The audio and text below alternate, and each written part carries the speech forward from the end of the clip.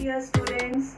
Today I am going to start first chapter of part 1, that is mathematical logic. It is the most easiest and storing chapter. So in this logic is derived from the word logos, which means reason. So this chapter deals with methods of reasoning. First term in this chapter is statement. What is a statement? So it is assertive sentence. Assertive means simple sentence which is either true or false, but not both. Either of true or false. Now statements are denoted by small letters like small p, small q, r, s. Now to understand statement clearly, हमें पहले करना पड़ेगा types of sentences. How many types of sentences are there? First one, assertive. Let us take one example. It is simple sentence like the sun rises in east. So, is it true or false? Yes, it is true. Sun rises in the east. It is true. So, is it a statement? Yes, because according to definition, the sentence should be assertive, and it is assertive sentence. It is either true or false, but not both. So it is true. So therefore it is a statement. Now next one, interrogative, in which we ask question, जिसमें हम question पूछते हैं. What is your name? You can see question mark here. So is it a statement? No, it is not a statement. Because you can see the definition, statement should be assertive, simple, interrogative, exclamatory, request or order. They cannot be a statement. ये statement नहीं हो सकते. और दूसरी बात, या तो true होने चाहिए या false. तो what is your name? इसमें हम truth value नहीं बता सकते. तो ये statement नहीं है. Next type, third is exclamatory. What a beautiful picture it is. Exclamatory sentence, you can see exclamation sign. Again, it is not assertive, so therefore it is not a statement. It has no truth value. We cannot say it is true or false. Fourth type, imperative. Imperative sentence means request or order. So first one, please sit down. In this request, it is a statement? No. True or false? We cannot say. Get out of the class. This is order. So again, it is not a statement. So next is truth value of a statement. We know each statement is either true or false. Statement या तो true होगा या फिर false. तो अगर statement true है तो हम बोलेंगे कि उसकी ट्रूथ वैल्यू क्या होगी? True. And if statement is false, अगर फॉल्स है then it's truth value is false. अब हम एग्जाम्पल से समझते हैं. First example, the sun is a star. Is it a statement? Simple sentence है और ये स्टेटमेंट है. और इसकी ट्रूथ वैल्यू क्या है? Sun is a star. Yes, so it's truth value is true. Now 5 multiply by 2 equals to 11. 5 multiply by 2 10. तो ये 11 के इक्वल है क्या? नहीं. पहले तो हमें देखना है 5 इंटू 2 इक्वल्स टू 11. ये स्टेटमेंट है? यस, क्योंकि ना तो ये इंटेरोगेटिव है, इम्पेरेटिव भी नहीं है, एक्सक्लामेटरी नहीं है, सिंपल सेंटेंस है ये. और इसकी वैल्यू क्या है? ये एक ही वैल्यू ले सकते हैं और वो क्या है? ये फॉल्स. ट्रू तो हो नहीं सकता क्योंकि 5 मल्टीप्लाई बाय 2 10 होता है और वो 11 के इक्वल नहीं होता। तो इस स्टेटमेंट की ट्रूथ वैल्यू क्या होगी? तो ये होगी false. Third one is please give your pen. Please, it means it is not simple. In this sentence we are doing request. इसमें हम रिक्वेस्ट कर रहे हैं, ये सिंपल नहीं है, इसलिए स्टेटमेंट भी नहीं है। और जब ये स्टेटमेंट नहीं है तो इसकी ट्रूथ वैल्यू भी नहीं होगी। Similarly in fourth one, sit down. So in this order is there, हम ऑर्डर दे रहे हैं, मतलब सिंपल नहीं है तो ये स्टेटमेंट नहीं हो सकता, इसलिए इसकी ट्रूथ वैल्यू भी। Now open sentence. Now what is open sentence? So simple sentence which can take both the values. In some cases it is true, in some cases it is false. अगर कोई sentence दोनों values लेता है, true और false, तो उस statement, उस sentence को हम statement नहीं कहेंगे, वो हो जाएगा open sentence.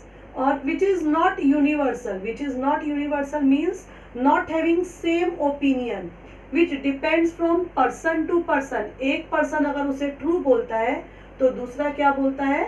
false. तो इस तरह से open sentence दोनों values लेता है, true and false. Now let us take example of open sentence like it is white in color. Now it here is not clear.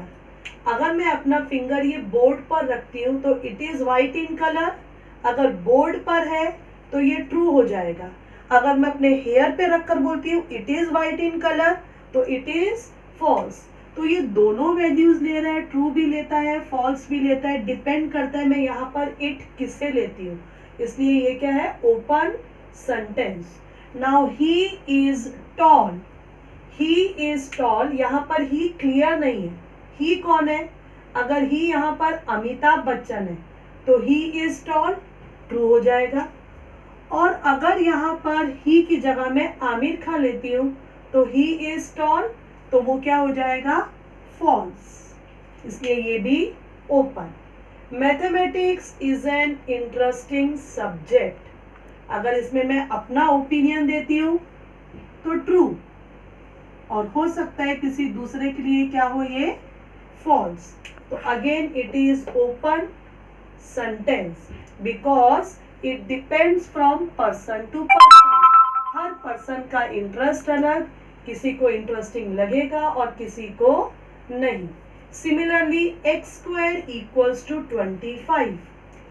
अगर यहाँ पर मैं x की जगह 5 लिखती हूँ तो 5 का स्क्वायर 25, तो ये ट्रू हो जाएगा।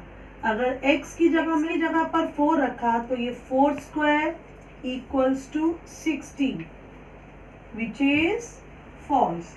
तो again it is taking both the values true and false, तो it is not a statement. So all these are example of open sentences. Next is logical connectives.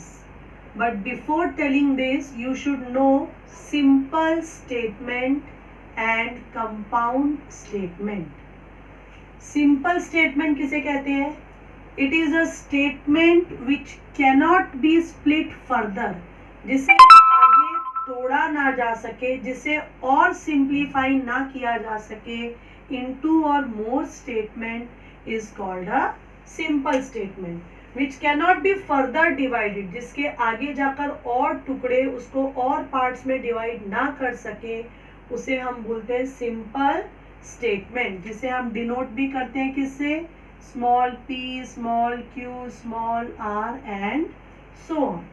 Next is compound statement. नाम से ही समझ में आता है compound. Compound means it is combination of two or more simple statement, जिसमें दो या दो से ज्यादा सिंपल स्टेटमेंट मिलकर जिस स्टेटमेंट को बनाते हैं उसे हम बोलते हैं कंपाउंड स्टेटमेंट। अब हम आते हैं connectives. Now what are connectives? Connective means to connect, join करने वाले।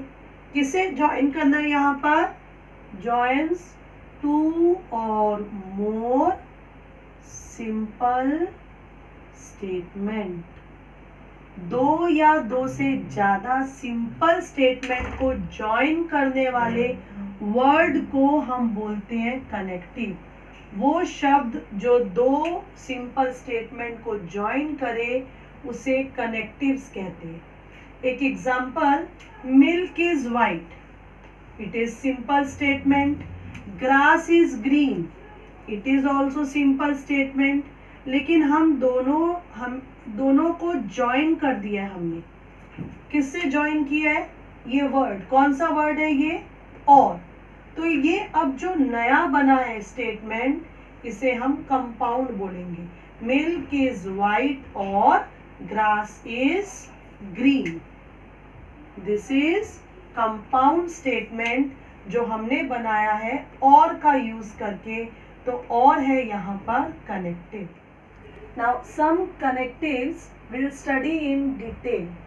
First one is connective AND.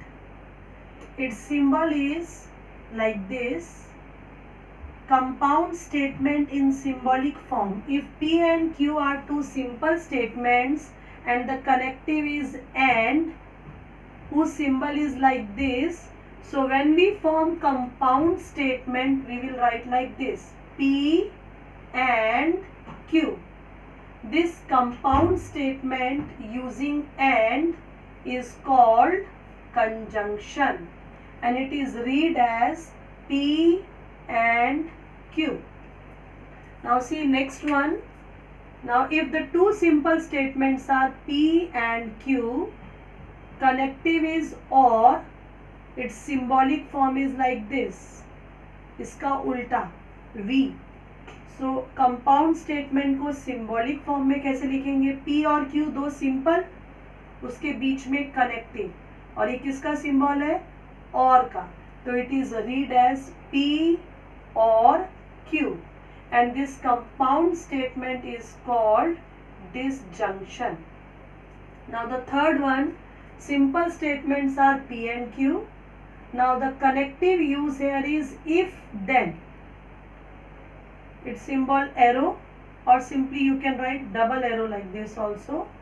So P arrow Q, it means P implies Q. So the compound statement form is called conditional or implication. Now how it is read, इसको पढ़ना कैसे है? If then एक साथ नहीं आएंगे, P से पहले if और Q से पहले then.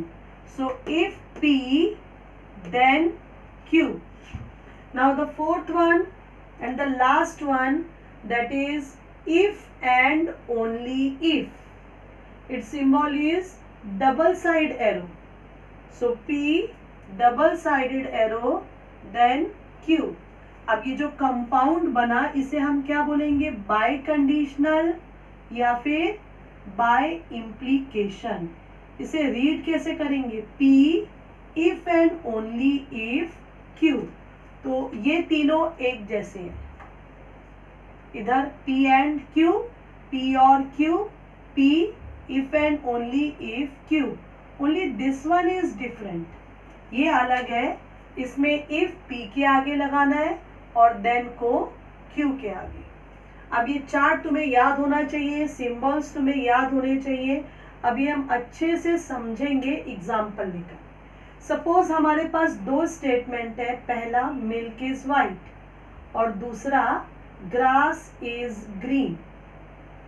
अब हम इन दो सिंपल स्टेटमेंट से बनाना चाहते हैं कंपाउंड. तो पहले वाला लेते हैं P. अगर हमें सिंबल याद है तो क्या हो गया ये? एंड. P एंड Q, मतलब हम कंजंक्शन तैयार करना चाहते हैं. तो ये क्या है? P and Q. P लिख दो पहले. P क्या है? Milk is white. So milk is white. ये सिंबल किसका है? एंड. तो milk is white and grass is green. Q की जगह grass is green. Now next is P. This is symbol for और. सो P or Q. So milk is white, P, then or grass is green. Now third one you can see implies, conditional. तो इसमें हम क्या करते हैं, P से पहले if लगाते हैं, Q से पहले then. तो if P की जगह क्या लिखेंगे, milk is white. So if milk is white, then के बाद क्या लिखना है, Q. Q means grass is green. So if milk is white, then grass is green. Now the last one, that is P by implies Q. By implies में connective क्या use होता है, if and only if. तो पहले P लिखेंगे, milk is white if and only if. Q लिखना है, Q मतलब grass is. Now this is symbol for and. In place of and other connectives can also be use like but, still, दो, yet. इन सभी में connective कौन सा है, this one, and means conjunction. Now this is for or we can use either or also. Now for implies, conditional, if P then Q. इसको हम ऐसा भी बोल सकते हैं, P implies Q. दूसरे वे में P only if Q. Third way में P is sufficient for Q, या फिर Q is necessary for P, या फिर Q follows from P. Mostly if P then Q, but ये भी इसी के टाइप्स है. Next is negation. Negation means not. Its symbol is like this. If P is a statement that milk is white, तो इसका negation क्या होगा, ये सिंबल है negation का, negation of P. तो हमें क्या करना है, we have to just add not. एक not लिख देना है, milk is white, तो इसका negation हो जाएगा milk is not white. अब वापस इसका अगर हम negation लेंगे, negation मतलब इसका opposite लिखेंगे, negation किसका negation, नेगेशन P का नेगेशन, तो वो हो जाएगा मिल्क इज वाइट. तो इस तरह से वी कैन कंक्लूड, हम कह सकते हैं that negation of negation P is equivalent to P. Students, next topic हम करेंगे truth table for compound statements. This topic is very very important. ये बहुत से क्वेश्चन का बेस है, तो इसे अच्छे से ना ही सिर्फ समझना है, तुम्हें याद भी करना है. अगर ये नहीं आएगा तो फर्दर की एक्सरसाइज हम प्रॉपरली नहीं कर सकते. बिफोर स्टार्टिंग ट्रुथ टेबल मैं तुम्हारा थोड़ा सा रिवीजन कराना चाहूँगी. प्रोबेबिलिटी जो हमने 10th स्टैंडर्ड में किया, 11th में किया. अगर एक ही स्टेटमेंट है तो हमें सबको पता है स्टेटमेंट या तो ट्रू होता है या फिर फॉल्स. तो उसके लिए दो ऑप्शन है, या तो ट्रू या फिर फॉल्स. लेकिन अगर हमारे पास दो स्टेटमेंट है तो या तो दोनों ट्रू होंगे, पहले वाला ट्रू होगा, दूसरे वाला फॉल्स, पहले वाला फॉल्स, दूसरे वाला ट्रू, या फिर दोनों फॉल्स.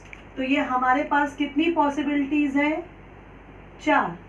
अगर हमारे पास दो स्टेटमेंट तो दोनों true, true false, false true, या दोनों फॉल्स.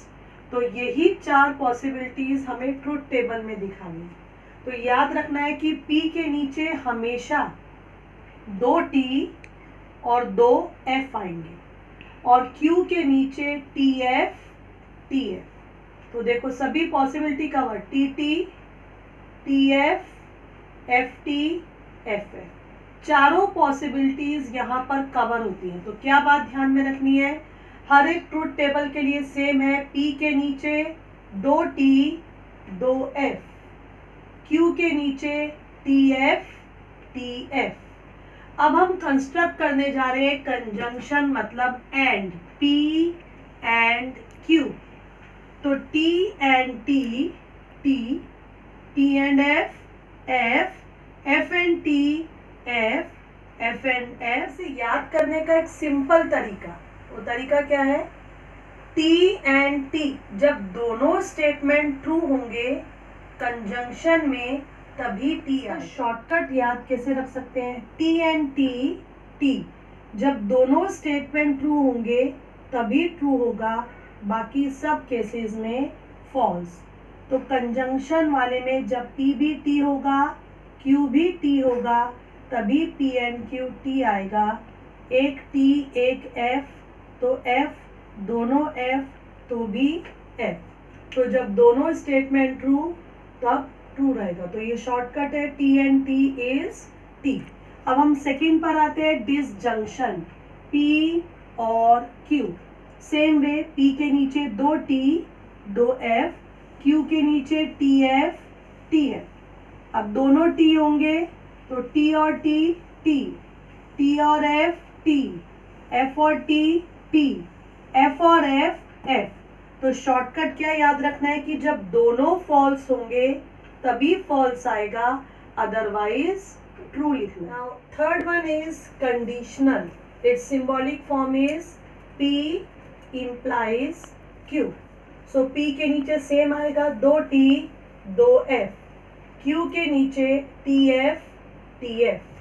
सो T implies T, T, T implies F, F, F implies T, T, F implies F, T. तो शॉर्टकट में याद कैसे रखेंगे? इंप्लाइज वाले में टी एफ, जब पहले वाला टी होगा दूसरे वाला एफ होगा तब एफ आएगा, बाकी सब केसेस में टी आएगा। अब फोर्थ पर आते हैं, biconditional, P by implies Q. P के नीचे सेम, दो टी दो एफ, क्यू के नीचे टी एफ टी एफ। तो यहाँ पर जब दोनों सेम होंगे, T T T, F F T, और अपोजिट रहेंगे, T by implies F, F, F by implies T, F. तो याद कैसे रखेंगे? बाय इंप्लाइज में सेम होगा तो टी, अपोजिट होगा तो एफ। अब चारों को कंबाइन करके हम लिखते हैं शॉर्टकट, कंजंक्शन में टी एंड टी, टी, बाकी सब फॉल्स। डिसजंक्शन में एफ और एफ, एफ, बाकी सब टी। इम्प्लीकेशन में टी इंप्लाइज एफ, एफ, और बाकी सब टी। और लास्ट में बाय इंप्लाइज में अगर सेम रहेगा तो टी, अपोजिट रहेगा तो भी तो फॉल्स।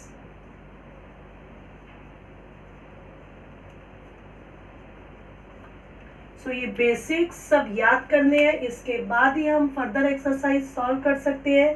नेक्स्ट एक्सरसाइज हम सॉल्व करेंगे अपने वीडियो में, exercise 1.1। So by heart up to this. Now third one is conditional, its symbolic form is P implies Q. So P के नीचे सेम आएगा, दो T दो F, Q के नीचे TF TF.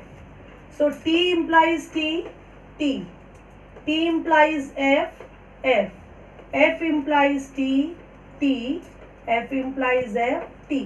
तो शॉर्टकट में याद कैसे रखेंगे?